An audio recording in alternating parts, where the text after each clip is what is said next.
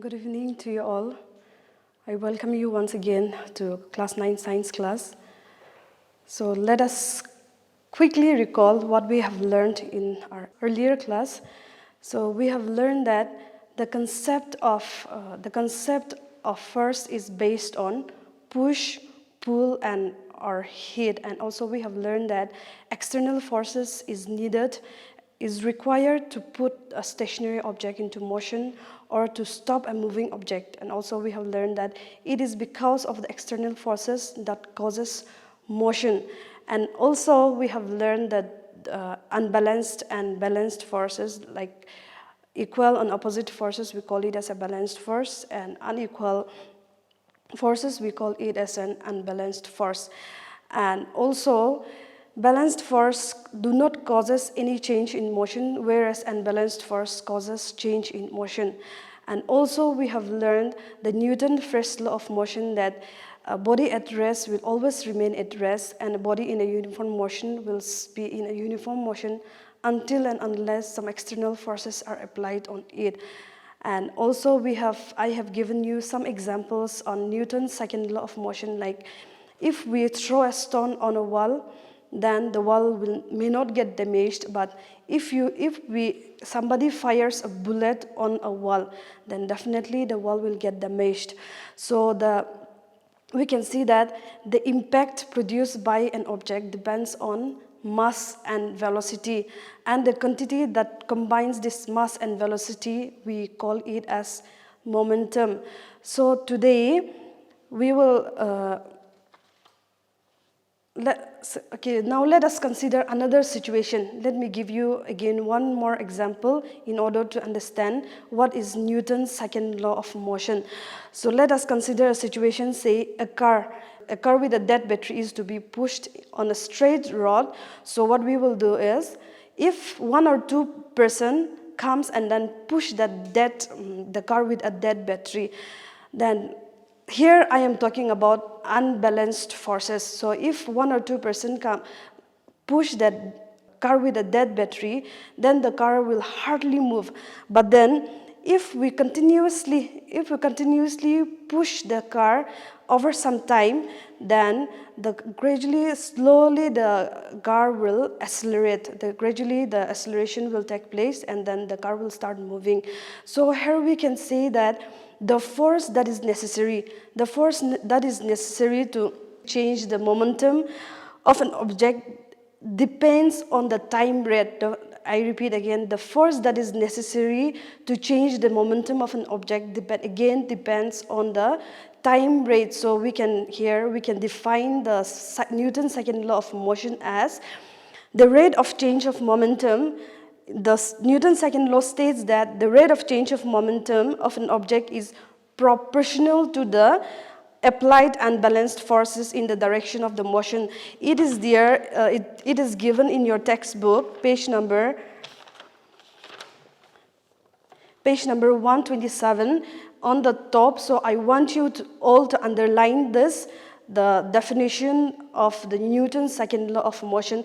It states that the rate of change of momentum of an object is proportional to the applied unbalanced force in the direction of the force. So in order to understand the Newton's second law of motion clearly, again, let me give you another example. For example, two objects are placed on a table, say two stones. Okay, let us say these are two stones that are placed on a table. One is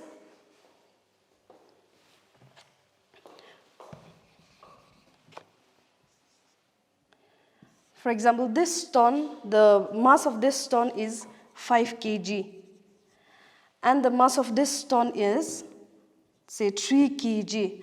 So if we apply a net force, say 100 units, okay, 100 units on both the stone, on both the object,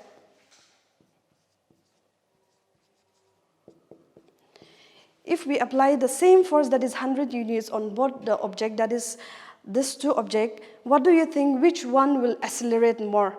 definitely the one having a lesser mass. That means the object that is having 3 kg mass. So we can say that more the, let me write this.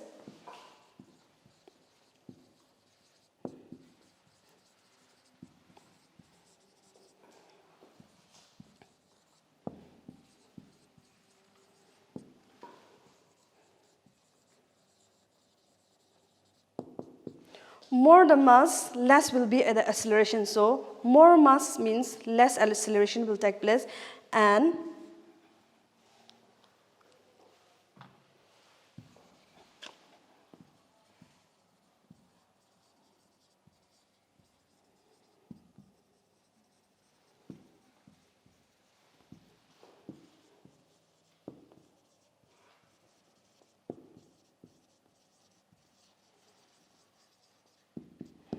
so more the mass, less will be the acceleration, and lesser the mass, more will be the acceleration.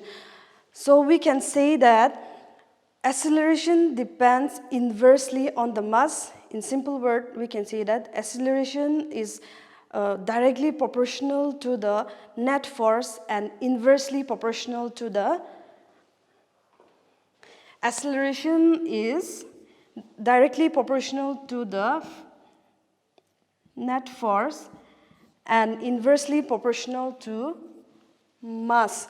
So if we bring this force in one side, and it will be mass into acceleration. So this is nothing but this is the mathematical formulation of Newton's first law of motion. I hope you, I mean Newton's second law of motion. So I think you are clear with this Newton's second law of motion. Now let us study what is Newton's third law of motion. Number 3 is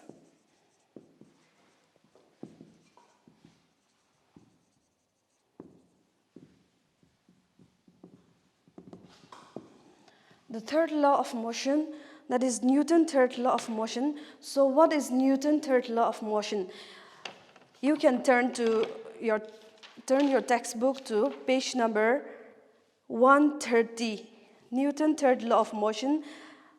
I want you all to underline the definition of Newton's third law of motion, that is on the fourth line, starting from fourth line. The Newton's third law of motion states that when one object exerts a force on another object, the second object instantaneously exerts the force back to the first.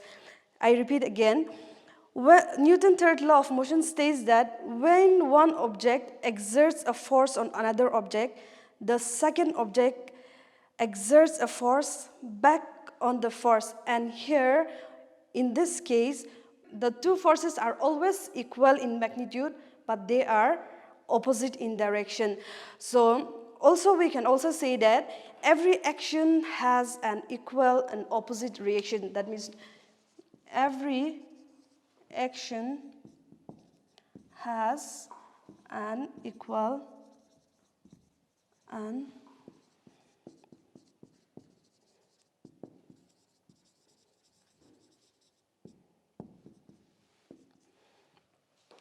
so Newton's third law states that every action has an equal and opposite reaction. So now let us see what will happen if the two objects interact with each other. So let me give you some example of, say, when a cricketer tries to use his hand, in order to catch a fast-moving ball or in order to stop a fast-moving ball, what will happen?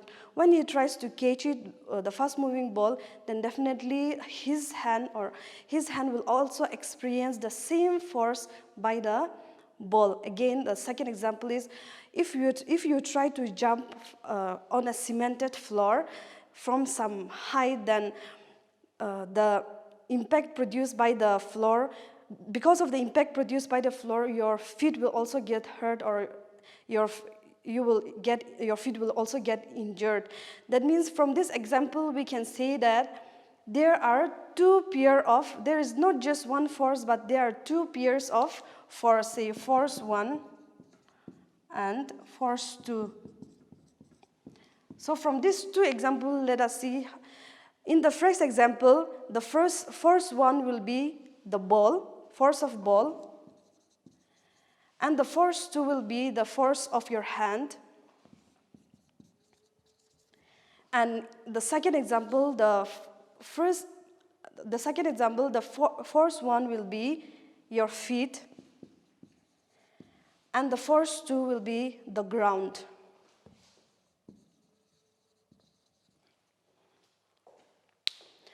So as I have said, here the magnitudes are same, but they are in opposite direction. So that means force 1 and force 2, there are two forces, force 1 and force 2, and these two forces we call it as, the first one we call it as action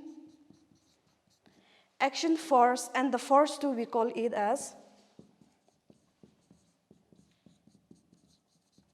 reaction force. Now let us see what is action force and the reaction force.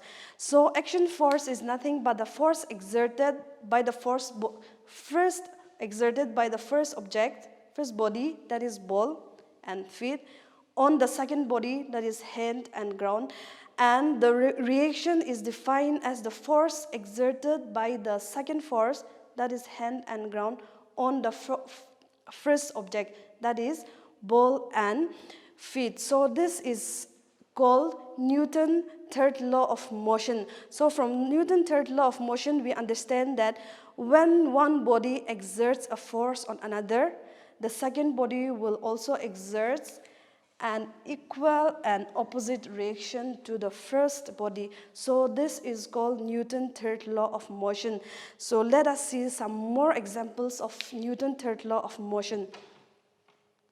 So for example, while swimming, the man pushes the water backward.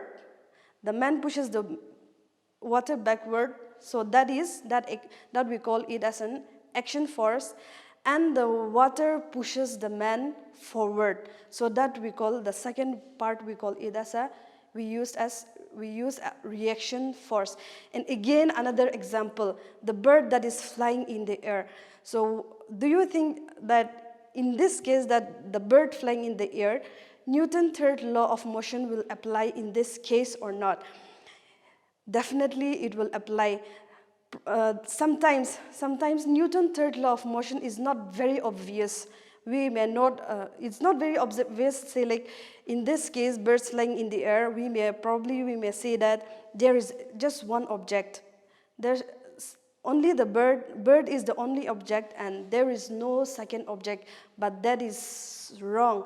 And then because when the bird fly in the air, the wings of the bird, that is the bird is the first object, so the wings of the bird pushes the bird downward, that we call action force, and the wind that is the second object pushes the bird upward, that we call as the reaction force. Again, another example, suppose you are standing on the one side of the road and you want to cross the road. So what you will do? You will start walking. Only when you walk you will be able to cross the road. That means you must accelerate. So in order to accelerate, you need a force. According to Newton's second law of motion, you need some force in order to cross the road, in order to move from this place to another place.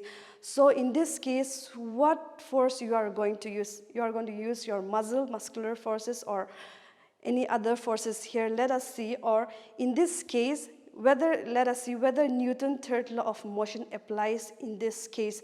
So you want to move, you want to cross the road, so what you will do is, your feet will push the ground, your feet will push the rod below downward, that is because of action force, and the rod will exert an equal here, that is since we are talking about Newton's third law of motion, and the rod will exert equal and opposite reaction, and that is how, because of action and reaction of your feet and the rod, the walking will take place. You will be able to cross the rod. So this is also another example.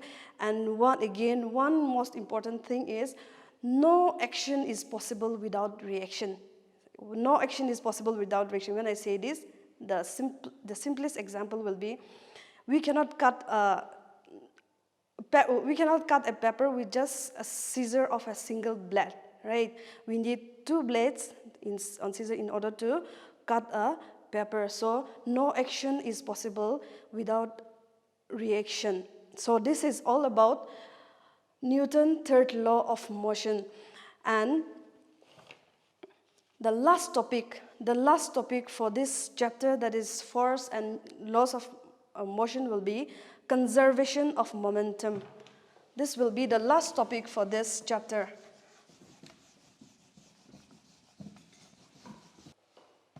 So the last topic for this chapter is conservation of momentum.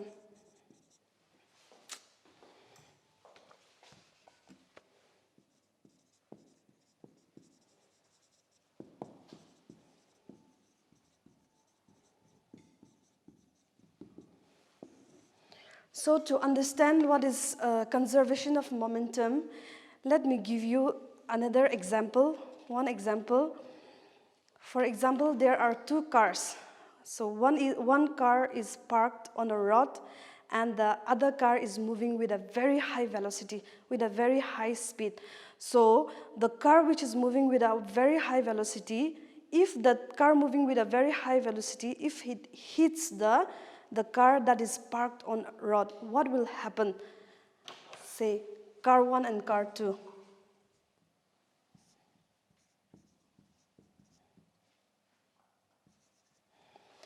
Car 1 is parked on the road and the car 2 is speeding with a very high velocity. So car 2 hit the car 1, that is the car which is at rest. What will happen? So because of the collision between these two, car 1 and car 2, that is at rest. This is at rest, speeding with a very high velocity, that is 2. Because of the collision between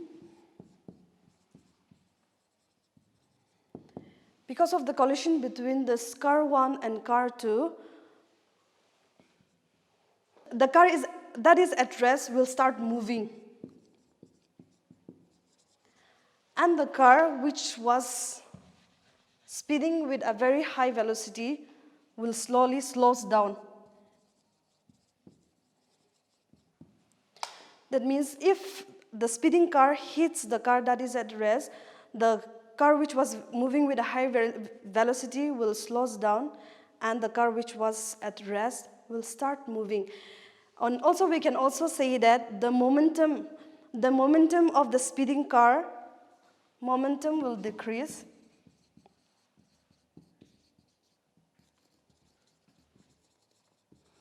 The momentum of the speeding car will decrease and the momentum of the car at rest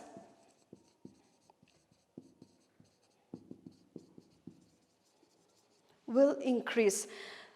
So from Newton's third law of motion, we know that for every action there is equal and opposite reaction.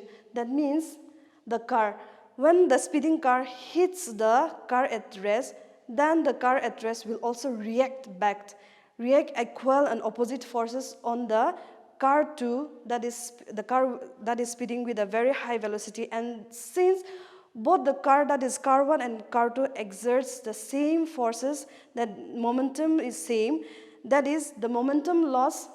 Here the momentum decreases means the momentum loss. Increase in the momentum will be same to that of the momentum decreases. That means car 1, the momentum of car 1 will increase and then the momentum of the car 2 will decrease. In this case, no momentum will be lost since they are same.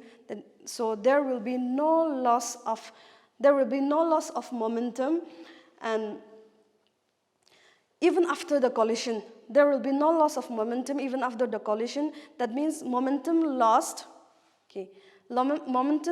by the speeding car will be equal to momentum gained, increased, or we can also say gained, momentum lost by the speeding car will be equal to the momentum gained by the car at rest.